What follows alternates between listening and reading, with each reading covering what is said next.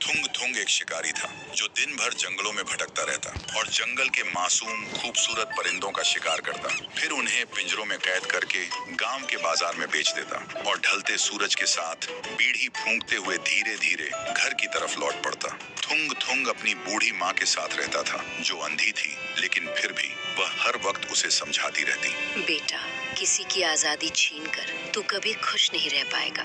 लेकिन माँ को एक बात नहीं पता थी, थुंग थुंग को उन मासूम बेजुबान परिंदों को तड़पते हुए देखकर सुकून मिलता था। इसलिए वह माँ की एक भी बात सुने बिना उन्हें घर में अकेला छोड़कर रोज जंगल चला जाता। लेकिन एक दिन थुंग थुंग जंगल के सबसे घने और सुनसान रास्ते से जा रहा था। तभी उसे रास्ते के बीच एक सुनहरे रंग का पिंजरा दिखा और उस पिंजरे के अंदर एक खूबसूरत चिड़िया कैद थी। देखते ही थुंग थुंग की आंखों में लालच आ गया। उसने सोचा इसे बेचकर तो बहुत पैसा मिलेगा, लेकिन तभी उस पिंजरे से एक रुला देने वाली आवाज आई, मैं सदियों से इस पिंजरे में कैद हूँ। थुंग थुंग, अगर तू मुझे आजाद कर दे तो बदले में मैं तुझे एक ऐसी जादुई शक्ति दूंगी कि तू जिस भी चीज को अपने लालच भरे मन से छुएगा वो सोने में बदल जाएगी।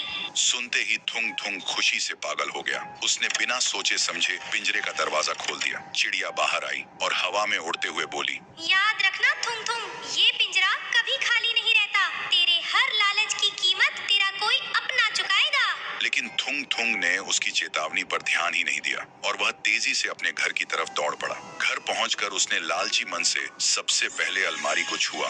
देखते ही देखते वह सोने में बदल गई। फिर उसने पुराने बर्तन छुए, वो भी सोने के हो गए। देखते ही देखते थुंग थुंग ने घर में सोने के ढेर लगा दिए। थुंग थुंग अब अमीर हो चुका था। जो थुंग थुंग पहले बीड़ी फूंकता था, वह अब महाराजा के जैसे सोने के सोफे पर बैठकर सोने की बोतल में दारू पी रहा था। लेकिन इन सब के बीच वह अपनी बूढ़ी माँ को भूल गया। 7 दिन बीत चुके थे। उसने अपनी माँ को एक निवाला खाना तक नहीं दिया था। फिर वह नशे और घमंड में झूमता हुआ माँ के कमरे में गया और हंसते हुए बोला, माँ, देख तेरी आजादी वाली बातें गलत थी। देख तेरा बेटा आज राजा बन गया है। लेकिन माँ ने कोई आवाज नहीं दी। फिर थुंग थुंग ने आगे बढ़कर अपनी माँ को जैसे ही छुआ, उसकी माँ सोने की मूर्ति में बदल गई। थुंग थुंग का नशा 1 सेकंड में उतर गया। वह घबरा कर पीछे हटा और तभी उस कमरे में एक डरावनी हंसी गूंज उठी। मैंने कहा था ना थुंग थुंग, वो पिंजरा कभी खाली नहीं रहता। तेरी माँ भूख और प्यास से कब की मर चुकी थी। तूने सोने के लालच में अपनी माँ को भुला दिया और अब उनकी आत्मा